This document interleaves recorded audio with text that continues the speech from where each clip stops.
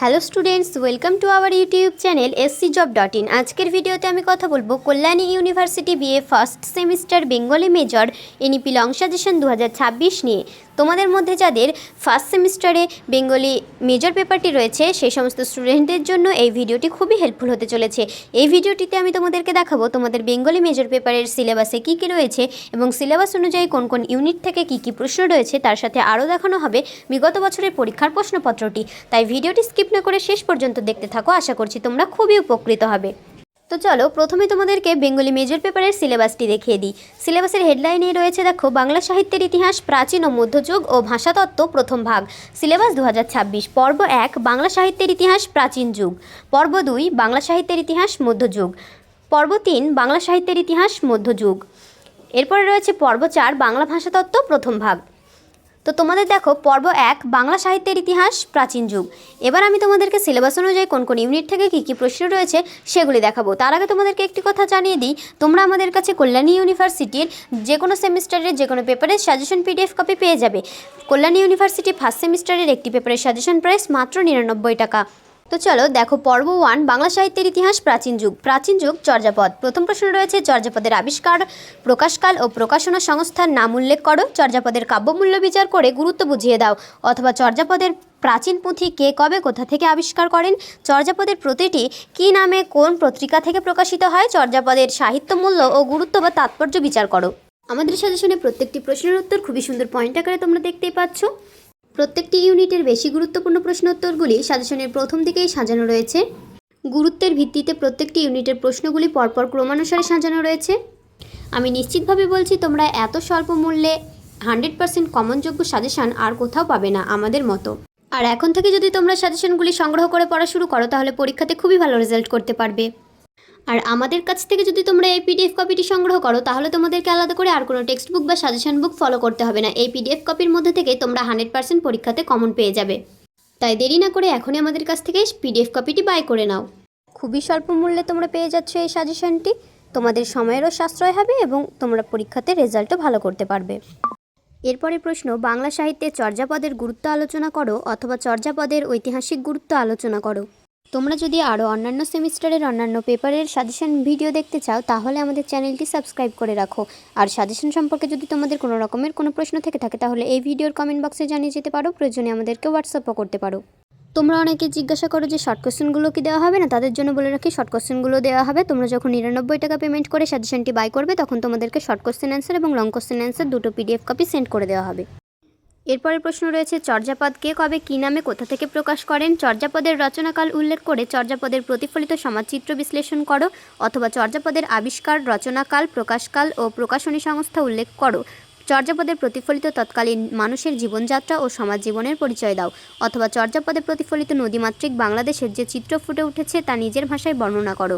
অথবা চর্যাপদ তৎকালীন সমাজচিত্রের বাস্তব দলিল আলোচনা করো। অথবা চর্যাপদে বিবৃত দেশ, কাল, সমাজের পরিচয় দাও। অথবা বাংলা সাহিত্যে আদি যুগের নিদর্শন চর্যাপদে প্রতিফলিত তৎকালীন সমাজচিত্র নিজের ভাষায় সংক্ষেপে লেখো। তোমরা আর কোন কোন সেমিস্টারের কোন কোন পেপারের সাজেশন ভিডিও দেখতে চাচ্ছ কমেন্ট বক্সে লিখে জানিও। এই ভিডিও ডেসক্রিপশন বক্সে তোমরা পেয়ে যাবে আমাদের WhatsApp number, website link, online payment number এবং আরও অন্যান্য ইম্পর্টেন্ট ইনফরমেশান। তাই ডেসক্রিপশন বক্সটি ফলো করতে একদমই ভুলো না। এই পিডিএফ কপিটি বাই করতে চাইলে তোমাদেরকে আগে অবশ্যই আমাদের সাথে হোয়াটসঅ্যাপে যোগাযোগ করে নিতে হবে। তারপরে আমরা তোমাদেরকে কিভাবে নোটটি বাই করবে সেই ইনস্ট্রাকশন দিয়ে দেবো। আর হোয়াটসঅ্যাপে আমরা তোমাদেরকে আমাদের পেমেন্টের স্ক্যানার পাঠিয়ে দেবো। সেই স্ক্যানারটি স্ক্যান করে তোমরা পেমেন্টটি করবে, তাহলে আমাদের সুবিধা হয়। এরপরের প্রশ্ন রয়েছে, চর্যাপদ কার সম্পাদনায় কবে প্রকাশিত হয়। চর্যাপদের 4 জন কবির নাম লেখো। চর্যাপদের ভাষা সম্পর্কে আলোচনা করো। অথবা চর্যাপদ কে কবে সম্পাদনা করে গ্রন্থাকারে প্রকাশ করেন। সন্ধ্যা ভাষা কি, সন্ধ্যা ভাষার স্বরূপ সম্পর্কে আলোচনা করো। এরপরে রয়েছে তুর্কি আক্রমণ ও প্রতিক্রিয়া, সমাজ ও সাহিত্য। প্রথম প্রশ্ন রয়েছে, বাংলা সমাজ তুর্কি আক্রমণের প্রভাব বা গুরুত্ব সম্পর্কে আলোচনা করো। অথবা তুর্কি বিজয় বাঙালি সমাজে কী প্রভাব ফেলেছিল আলোচনা করো। অথবা তুর্কি আক্রমণ বাংলার সমাজে কী প্রভাব ফেলেছিল।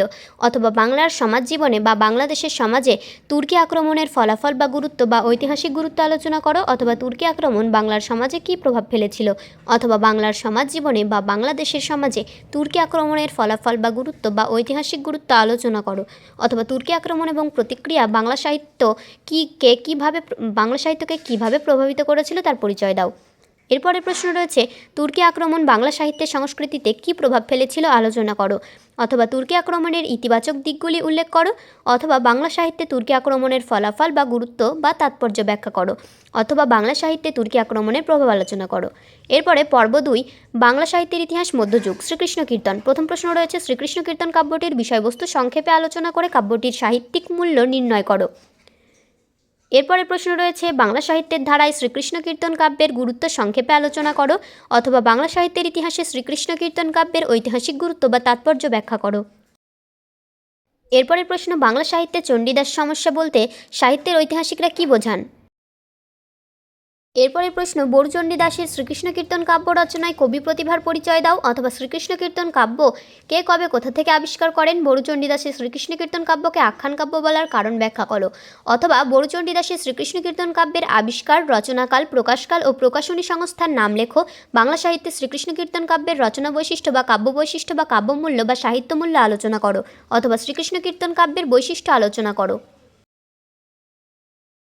পরের প্রশ্ন বাংলা সাহিত্যের ইতিহাসে শ্রীকৃষ্ণ কীর্তন কাব্যের সমাজচিত্র সম্পর্কে আলোচনা করো, অথবা শ্রীকৃষ্ণ কীর্তন কাব্যের কবি পরিচয় সম্পর্কে সংক্ষিপ্ত আলোকপাত করো বাংলা সাহিত্যের ধারায়, অথবা শ্রীকৃষ্ণ কীর্তন কাব্যের তৎকালীন সমাজ জীবনের ছবি ফুটে উঠেছে তা আলোচনা করো, অথবা শ্রীকৃষ্ণ কীর্তন কাব্য অবলম্বনে তৎকালীন দেশকাল সমাজ জীবনের বর্ণনা দাও।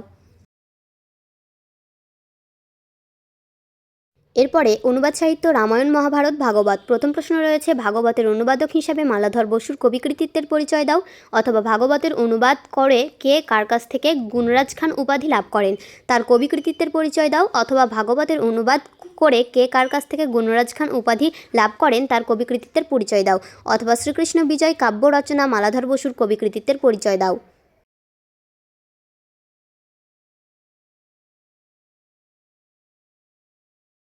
পরের প্রশ্ন বাংলা রামায়ণের শ্রেষ্ঠ অনুবাদকের কাব্যের বিশিষ্টতা সম্পর্কে আলোচনা করো। কৃত্তিবাসী রামায়ণ বা কাশিদাসী মহাভারতের মতো মালাধর বসু রচিত ভাগবত জনপ্রিয় হয়নি কেন, অথবা রামায়ণের শ্রেষ্ঠ অনুবাদক হিসেবে কবি কৃত্তিবাসের কবি কৃতিত্বের পরিচয় দাও। এরপরে প্রশ্ন রয়েছে কৃত্তিবাসী রামায়ণের জনপ্রিয়তার কারণগুলি লেখো। পরের প্রশ্ন মহাভারতের অনুবাদক কাশিরাম দাসের কৃতিত্ব বিচার করো, অথবা কাশিরাম দাসের মহাভারতের মৌলিকত্বের দিকগুলি আলোচনা করো।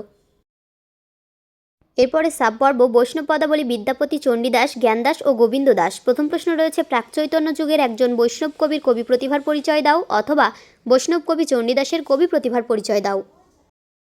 এরপরের প্রশ্ন বাংলা সাহিত্যের ইতিহাসে বিদ্যাপতিকে অন্তর্ভুক্ত করা হয় কেন, এই বিষয়ে তোমার মতামত দাও, অথবা বৈষ্ণব পদকর্তা হিসাবে বিদ্যাপতির কৃতিত্ব বিচার করো। এরপরের প্রশ্ন বৈষ্ণব পদকর্তা হিসেবে বিদ্যাপতির আবির্ভাবকাল ও পরিচিতি সম্পর্কে সংক্ষেপে আলোচনা করে তার কৃতিত্ব বিচার করো, অথবা বিদ্যাপতির কবি প্রতিভার পরিচয় দাও। এরপরের প্রশ্ন বিদ্যাপতি ও চণ্ডীদাস তুলনামূলক আলোচনা করো। পরের প্রশ্ন বৈষ্ণব পদকর্তা হিসেবে জ্ঞানদাসের কবি কৃতিত্বের পরিচয় দাও।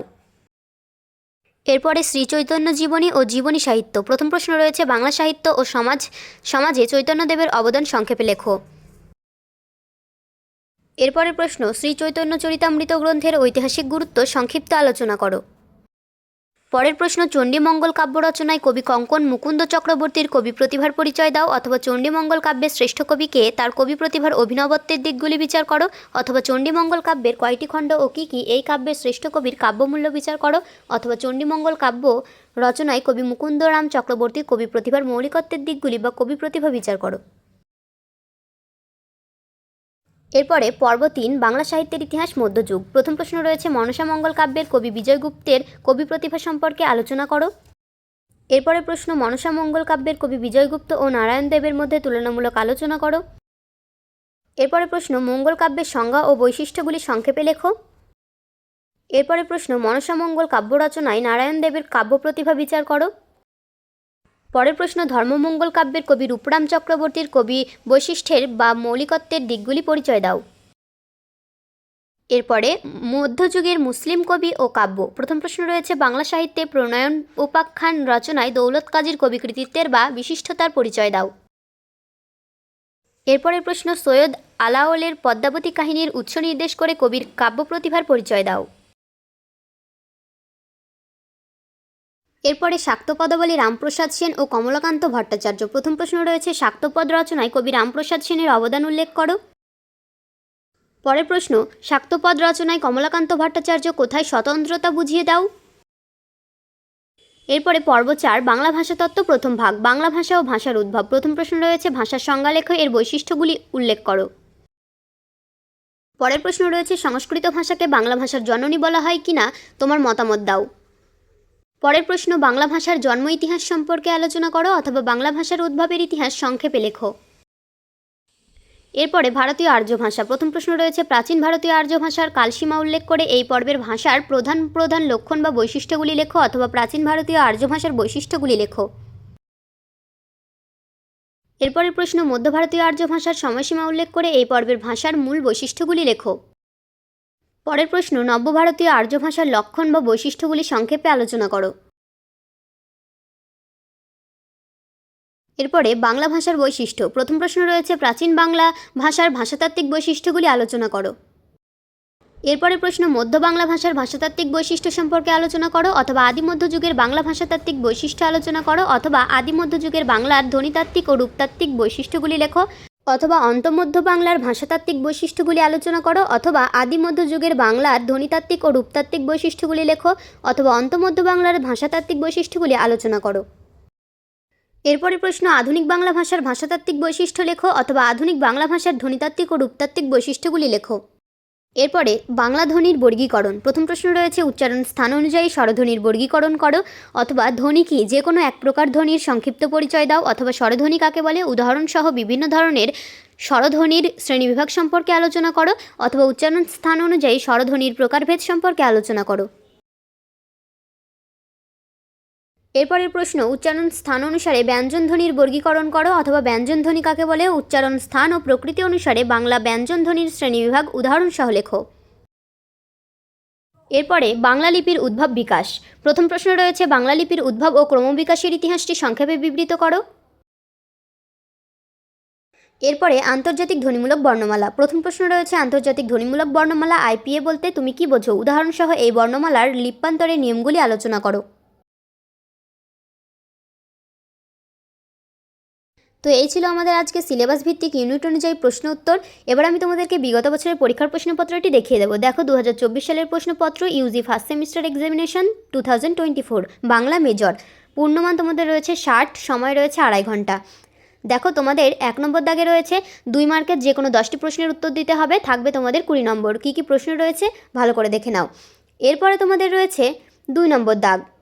2 নম্বর দাগে তোমাদের রয়েছে 5 মার্কের যে কোনো 4টি প্রশ্নের উত্তর দিতে হবে, থাকবে তোমাদের 20 নম্বর। কী কী প্রশ্ন রয়েছে ভালো করে দেখে নাও। এরপরে 2 নম্বর দাগের পরে রয়েছে 3 নম্বর দাগ। 3 নম্বর দাগে তোমাদের 10 মার্কের যে কোনো 2টি প্রশ্নের উত্তর দিতে হবে, থাকবে তোমাদের 20 নম্বর। টোটাল তোমাদের হচ্ছে 60 নম্বরের পরীক্ষা। কী কী প্রশ্ন রয়েছে ভালো করে দেখে নাও।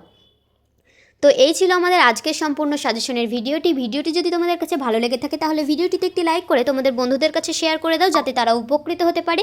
ভিডিওটি যদি তোমাদের কাছে হেল্পফুল মনে হয়ে থাকে তাহলে চ্যানেলটি সাবস্ক্রাইব করে অল নোটিফিকেশনটি অন করে রাখো এবং এরকম আরও হেল্পফুল ভিডিও সবার আগে দেখতে থাকো।